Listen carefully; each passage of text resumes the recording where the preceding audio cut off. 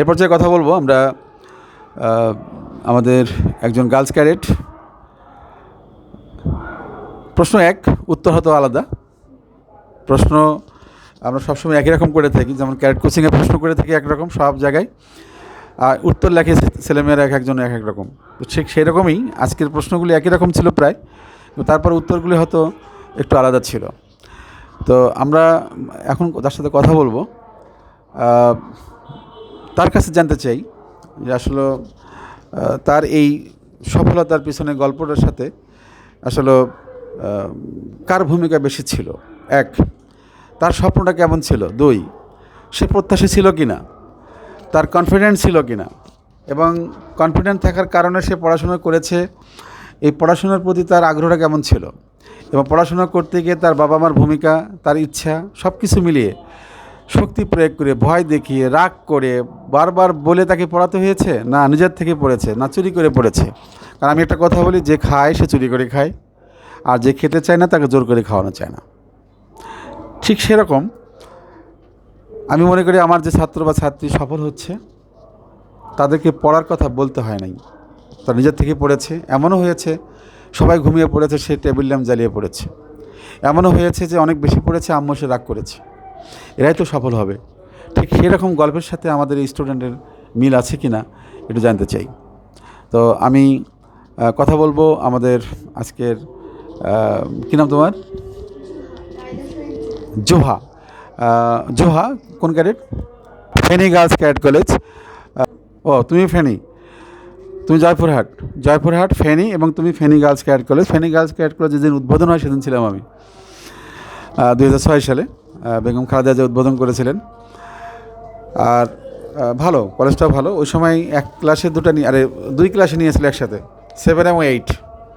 তা অর্ধেক ছাত্রী আমার ছিল ওই সময়, অর্ধেকেই বেশি ছিল মনে হয়। বা যে পরীক্ষা দিয়েছে এইটা সেই চান্স পেয়েছে, কারণ প্রথমবার নিচে তো সবাই চান্স পেয়েছে। তো যাই হোক, জোহা তুমি কোন স্কুলে পড়তা? মিরপুর ক্যান্ট গার্লস, ও sorry, cant pub, Mirpur cant girls না, আরে Mirpur cantonment girls, Mirpur cantonment public school and college. এবার ঠিক আছে, আর আমার ছেলেই তো পড়ে ওখানে। এই তো ওর সাথে গার্লস মানে পাবলিক, ঢাকা ক্যান্ট বলতে বলতে ওটাও গার্লস হয়ে গেছে। ওটা হচ্ছে Mirpur cantonment public school and college, right? তুমি কি ভার্সনে পড়ো? ভার্সনে ছিলে? ভার্সনে ছিলে। আচ্ছা যাই হোক, তারপরে পিছনে গল্পগুলি আমরা শুনতে চাই। তোমার স্কুল থেকে আরও অনেক কয়জন চান্স পেয়েছিল, সবাই হয়তো ফাইনালি হয়নি। তো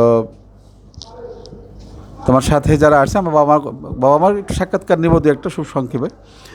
তো আজকে আমি তোমার কাছ থেকে, বা আমরা সবাই জানতে চাই তোমার কাছ থেকে, তোমার নাম সহ, স্কুল সহ, এবং তোমার এই সফলতার পিছনে যে একটা গল্প, পাশাপাশি তোমার স্বপ্ন, এবং তোমাকে সবচেয়ে উৎসাহিত করেছে কে, এবং সেখানে এমসিসির ভূমিকা কেমন ছিল। এমসিসির ভালো দিক না বলে যদি খারাপ দিকে থাকে সেটা তো বলতে পারো।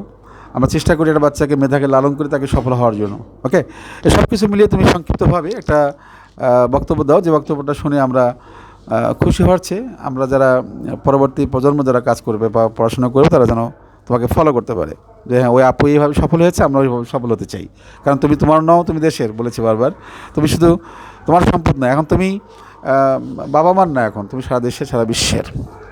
ওকে, তাহলে আমি তোমার কাছে জানতে চাই, আমার এই তোমাদের এই সফলতার গল্পের পিছনে, মানে সফলতার পিছনে যে গল্পটা, এটা আমরা জানতে চাই। পাশাপাশি তোমার উপদেশ বা তোমার সাজেশন পরবর্তী প্রজন্মের জন্য। ওকে, প্রথমত আমার এই সফলের পিছে হচ্ছে আমার মার বাবার অবদান খুবই বেশি। তারাই আমাকে উৎসাহিত করেছে। তারাই তাদের আমার কষ্টের সময় ছিল, তারা আমাদের সুখের সময় ছিল। তাদের কারণে আমি আছি এখানে। তো আমার মোস্টলি অবদান হচ্ছে আমার মার। আমার মা আমার কখনো আশাহত হয়নি, সে আশায় ছিলেন। সে আমার উপর বিশ্বাস রেখেছেন যেন আমি হবই। আমার নিজের উপর একটা বিশ্বাস ছিল যে এটা আমার আগ্রহ ছিল, আমি হতে চেয়েছি। এখন আমার নিজের উপর একটা বিশ্বাস ছিল যে আমি হব ইনশাল্লাহ, এবং আমার আম্মু এটাকে সাপোর্ট দিয়েছে। হ্যাঁ, আমার বাবা আমাকে সাপোর্ট দিয়েছে, সে আমাকে বিভিন্ন তথ্য এনে দিয়েছে, একাডেমিক্যালি সে আমাকে অনেক সাপোর্ট করেছে। আর এটাই what's your dream? Army officer হওয়া। Armed Forces officer, right? Your principal's name is Farjana, ফার্জেনার। right? She is Lieutenant Colonel. You tell something about next generation. This is called suggestion. Sir যদি কোনো কিছু অর্জন করতে হয়, তুমি যদি নিজে কোনো কিছু অর্জন করতে চাও, যদি সাফল্য অর্জন করতে চাও, তাহলে তোমায় কোনো কিছু ত্যাগ করতে হবে। যেমন তুমি যদি একটা স্বপ্নের প্রতি এতই ডিটারমাইন্ড হও, তাহলে তোমাকে একটা সময় দিতে হবে, তোমাকে পরিশ্রম দিতে হবে, তোমার পড়াশোনার প্রতি নিয়মিত চর্চা করতে হবে।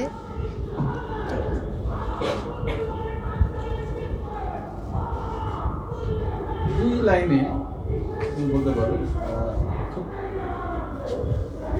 তুমি একজনের সাথে কথা বলছো, যে ছেলেটা বা মেয়েটা ক্লাস 6-এ পড়ে, ক্যারেট কোচিং করে, তার সঙ্গে তোমার দেখা হলো মেট্রো স্টেশনে, জিজ্ঞেস করা তুমি কোথা থেকে আসলে, বা এমসিসি থেকে আসলে, তখন তোমার একটু ভালো লাগলো, হ্যাঁ আমি ওখানে ছিলাম কোনো এক সময়। তোমার কি মান্থলি টেস্ট দিয়েছে? হ্যাঁ দিয়েছি। কেমন হয়েছে? মোটামুটি। এরপর ভালো হওয়ার জন্য তুমি কিন্তু ট্রেন চলে আসছে, তুমি ট্রেনে উঠে যাবা, এরপরে কিন্তু ইচ্ছে করবো কিন্তু দুটো কথা বলে দিই, সে দুটো কথা কিন্তু স্যার এমসিসি প্রত্যেকটা একাডেমিক্যালি বা মেন্টালি প্রিপেয়ার করার জন্য অনেক অবদান রাখে। ঠিক মতো পড়িস কিন্তু খোলা বেশ যেত না ওরকম না, তেমন কিছু না। তো তুমি এসব মান্থলি টেস্ট বা উইকলি টেস্ট এগুলো খুবই হেল্প করে। তুমি একটা সপ্তাহ ধরে একটা চ্যাপ্টার পড়ে এসেছো, এখন ওটার প্রতি তোমার প্রিপারেশন কীরকম, তুমি কি ভালো করে বুঝেছো কি না, বা তুমি ওইখান থেকে তুমি অ্যান্সার করতে পারবে কিনা, জন্য এই টেস্টগুলো খুবই ইম্পর্ট্যান্ট। এখন তুমি খুব ভালো করে পড়তে হবে, তোমাকে টাইম দিয়ে পড়তে হবে, এটাই। নিয়মিত চর্চা একটা মানুষকে সফল করতে সাহায্য করে। জি রাইট, নিয়মিত অ্যাটেনশন, নিয়মিত অ্যাটেন্ডেন্স আমার মনে হয় যে সম্ভাবনাকে বাড়িয়ে দেয়। আমি কি ঠিক বললাম? কারণ আমরা কিন্তু একটা কাজ করি, এটা আমাদের অহংকার, যে আমাদের এখানে স্টুডেন্ট এসেছে, এসে দেখে কোচিং বন্ধ, শুনেছে পরীক্ষা হবে কিন্তু হয়নি, বা হওয়ার কথা ছিল কিন্তু আমরা নেইনি, ছুটি হওয়ার কথা ছিল না কিন্তু ছুটি দিয়ে দিচ্ছি, ক্লাস হওয়ার কথা ছিল 2 ঘন্টা নিয়েছে 1.5 ঘন্টা, এরকম রেকর্ড আমাদের নাই। বরঞ্চ আরো বকা শুনেছি, মানুষের বকা, রাগ শুনেছি, রাগ দেখেছি, অনেক ধরনের সিন ক্রিয়েট হয়েছে এখানে। এত বেশি ক্লাস নেন কেন?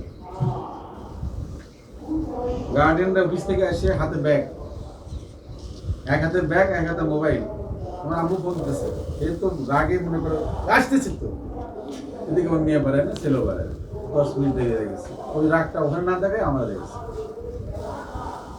রিক্সা দাঁড় করানো, হাতে ব্যাগ, হাতে মোবাইল, এই যে একটা বিষয় ছিল, এর রাগ কিন্তু আমরা ভজন করেছি, আমাদের ভালো লেগেছে, কারণ আমরা তখন তোমাদের জন্য কাজ করেছি।